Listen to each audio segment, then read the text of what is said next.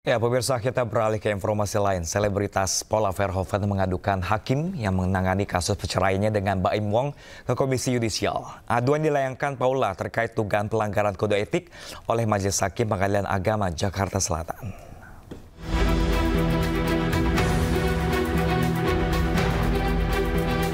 Saya melakukan ini demi anak-anak saya dan kedua orang tua saya. Pasca perkara perceraiannya dengan aktor Baim Wong diputus oleh Majelis Hakim Pengadilan Agama Jakarta Selatan, model Paula Verhoeven bersama tim kuasa hukumnya menyambangi kantor Komisi Yudisial Jakarta. Paula mengadukan dugaan pelanggaran kode etik dan pedoman perilaku hakim yang dilakukan oleh hakim pada Pengadilan Agama Jakarta Selatan. Menurut Paula, Majelis Hakim keliru dalam mempertimbangkan putusan perceraiannya. Sambil terisak, Paula mengaku sedih atas fitnah yang disampaikan dalam salah satu dalil yang menyebutkan Paula telah menjalin hubungan di luar pernikahan atau berselingkuh. Di sini saya hadir dan mendatangi Komisi Yudisial untuk melaporkan dugaan terjadinya pelanggaran kode etik dan pedoman perilaku hakim yang dilakukan Majelis Hakim pada Pengadilan Agama Jakarta Selatan yang memeriksa dan mengadili perkara perceraian saya. Dan di sini saya akan menyampaikan beberapa poin. Di antaranya adalah pelaporan ini, dalam hal ini adalah Majelis Hakim keliru dalam memberikan pertimbangan putusan. Dan juga terlapor dalam memutuskan tidak mempedomani bukti-bukti yang disampaikan dan fakta persidangan. Saya punya dua anak laki-laki yang saya selalu jaga mentalnya. Mereka akan tumbuh besar melihat pemberitaan ini yang cukup masif. Apa yang saya ucapkan ini bisa saya pertanggungjawabkan di akhirat. Gitu. Juru bicara Komisi Yudisial Mukti Fajar Dewata membenarkan adanya pengaduan dari Paula Verhoeven. Pengaduan ini akan diproses sesuai prosedur yang berlaku. Di tahap awal, Komisi Yudisial akan memeriksa kelengkapan pengaduan dan melakukan analisis dugaan pelanggaran kode etik dan pedoman perilaku hakim. Sementara itu, melalui pesan di Instagram, Paula Verhoeven menghubungi pengacara Hotman Paris dan curhat karena merasa disudutkan dan dipermalukan. Pengacara kondang Hotman Paris Hutapea siap bertemu Paula Verhoeven untuk berdiskusi membahas kasus yang menimpanya. Tim Liputan iNews melaporkan. Dan pemirsa, untuk membahas lebih lanjut terkait masalah ini, kita membahasnya bersama Profesor Mesraini, Guru Besar Hukum Keluarga Islam UIN Jakarta. Assalamualaikum warahmatullahi wabarakatuh, Profesor. Waalaikumsalam warahmatullahi wabarakatuh, Mas. Terima kasih sebelumnya telah menyempatkan waktu untuk bersama kami di iNews yang kali ini. Sudah ramai sekali diperbincangkan terkait ketok palu cerai antara Baim Wong dan juga Paula Verhoeven yang diduga tidak adil dari pihak wanita. Kalau Profesor melihat kasus ini yang dilakukan oleh Paula, apakah sudah tepat atau belum, Profesor? Apa yang dilakukan oleh Mbak Paula itu memang hak beliau untuk menuntut hak pengasuhan anak. Karena memang di dalam kompilasi hukum Islam di Indonesia yang dijadikan sebagai rujukan oleh Majelis Hakim di Pengadilan Agama, sesungguhnya di pasal 105 itu disebutkan bahwa pemeliharaan anak yang belum mumayyiz istilahnya, atau kalau dalam bahasa ininya belum berumur 12 tahun, itu adalah hak ibunya gitu kan. Kemudian kalau anak yang sudah mumayyiz atau sudah berumur 12 tahun, itu diserahkan kepada anak tersebut untuk memilih antara ayahnya atau ibunya sebagai pemegang hak asuh. Namun demikian, di dalam pasal 156 huruf C kompilasi hukum Islam, seorang ibu itu dapat juga kehilangan hak asuh anaknya sekalipun anak itu masih berumur belum 12 tahun, apabila si anak tadi itu tidak terjamin keselamatan jasmani dan rohaninya apabila diasuh oleh ibunya. Nah, dengan demikian atas dasar permintaan dari kerabat anak, Pengadilan Agama bisa saja memindahkan hak asuh pada kerabat lain yang mempunyai hak asuh pula. Demikian, Mas. Oke, Profesor, kalau dalam hukum Islam sendiri, Profesor, ada nggak sih ruang untuk mempertanyakan integritas hakim ini jika putusan dirasa tidak adil? Sebenarnya kalau saya mencoba mengamati apa yang diputuskan oleh Majelis Hakim di Pengadilan Agama Jakarta Selatan ini sudah tepat sesungguhnya bahwa seorang ibu itu bisa kehilangan hak asuh meskipun anaknya masih belum berumur 12 tahun ketika dia tidak bisa menjamin keselamatan jasmani dan rohani anak. Gitu kan. Nah, kita tahu bahwa penyebab perceraian ini seperti apa itu kan kita bisa mengikuti ya. Nah, saya yakin dan percaya Majelis Hakim sudah mempunyai bukti-bukti kuat yang menunjukkan bahwa kemungkinan ibu bisa kehilangan hak asuh tadi itu gitu. Oke, soal hak asuh, Profesor, karena Hakim memutuskan ini untuk hak asuh dibagi secara adil 2 minggu di Paula dan juga 2 minggu untuk pihak Baim Wong. Kalau Anda lihat, apakah ini biasa di Hakim lakukan untuk memutuskan soal hak asuh anak bersama-sama?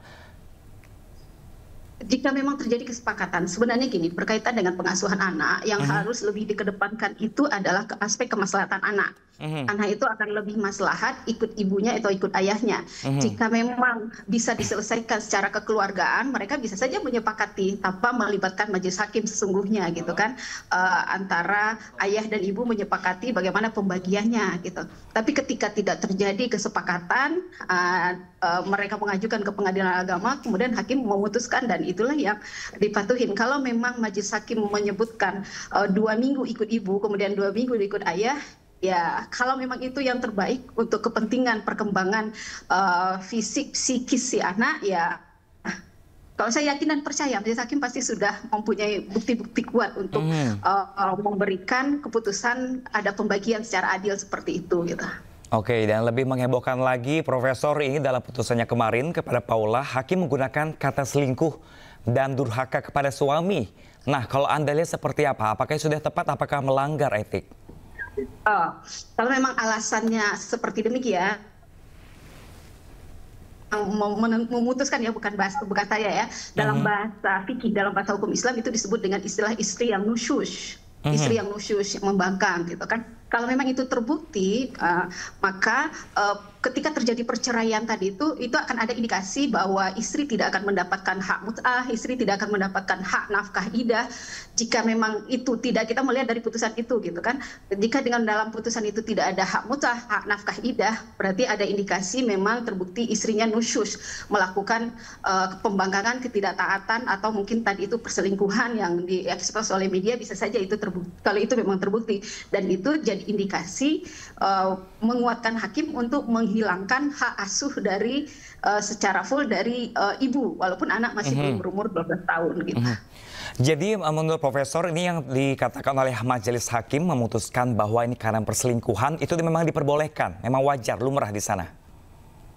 Ya, kalau memang itu terbukti ya, dan pasti kalau memang sudah putusan Hakim seperti itu, ada bukti kuat, ya adalah menurut saya tepat putusan Majelis Hakim tidak memberikan hak asuh anak secara full kepada ibu yang memang terbukti melakukan seperti itu. Tapi lagi-lagi terbukti ya gitu.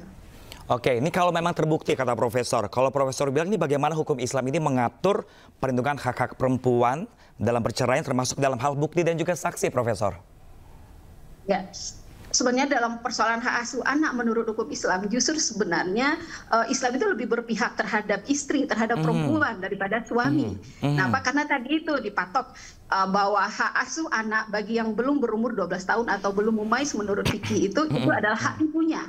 Itu hukum asalnya. Selama ibu tadi itu bisa menjamin kemaslahatan jasmani dan rohani anak gitu kan, tidak diberikan kepada ayah. Jadi nampak sesungguhnya perlindungan utama itu ada di perempuan. Tapi ketika ternyata perempuan, ibu tadi itu tidak bisa menjamin kemaslahatan anak secara full, baik jasmani ataupun rohani anak, ketika itulah hak dia bisa dicabut. Nah, jadi Islam sangat adil, Islam sangat adil terhadap perempuan. Saya lihat undang-undang perkawinan di Indonesia juga sangat adil terhadap perempuan dalam hal pengasuhan anak ini. Iya, Profesor, jika ini kan Paula Verhoeven dari pihak Paula Verhoeven bahkan sampai menangis mengatakan bahwa dia menolak dikatakan sebagai durhaka ataupun selingkuh. Nah, ini jika seorang istri merasa difitnah atau dirugikan dalam proses sidang cerai, apakah yang dianjurkan dalam hukum Islam seharusnya? Oke. Kalau memang itu sudah diputuskan dan ternyata di sini termohonnya adalah Mbak Paula tadi menolak, beliau kan bisa melakukan upaya hukum banding. nanti akan ada pemeriksaan lagi kan pada PTA kalau banding. Kalau nanti diputuskan banding, beliau masih belum puas kan bisa ke kasasi lagi ke Mahkamah Agung seperti itu. Jadi ada hak kok. Kalau seandainya kemarin itu Mbak Paula memang tidak menerima putusan dari Majelis Hakim Jakarta Selatan, beliau punya hak kok untuk melakukan upaya hukum banding. Oke, terakhir Profesor, mungkin lalu apa harapan Anda terhadap peran Komisi Yudisial dalam mengawasi pengadilan agama ini, yang dimana Paula Verhoeven melaporkan ke Komisi Yudisial agar tetap menjaga integritas hukum Islam ini tetap berjalan? Kalau memang nanti KY kan memang punya hak ya untuk mengawasi kinerja hakim. Kalau jika memang terbukti nanti Majelis Hakim Pengadilan Agama Jakarta Selatan ada melanggar integritas, ya KY silakan saja seperti itu kan, melakukan bagaimana aturan yang sesungguhnya, sanksi kode etik dan seterusnya seperti itu. Tapi lagi-lagi kalau saya yakin dan percaya, walaupun saya belum membaca secara khusus seperti apa yang dilaporkan oleh Mbak Paula ke KY gitu kan, tapi dari yang disampaikan Mas tadi itu karena ada pelanggaran integritas itu, ya silakan saja diproses oleh KY. Oke, baik. Terima kasih banyak Profesor Mesraini dari Guru Besar Hukum Keluarga Islam UIN Jakarta. Kami masih menantikan seperti apa kelanjutannya dan agar ini juga berjalan dengan baik hukum Islam dan terkait juga tentang kehidupan pernikahan. Terima kasih banyak Profesor dan selamat kembali beraktivitas.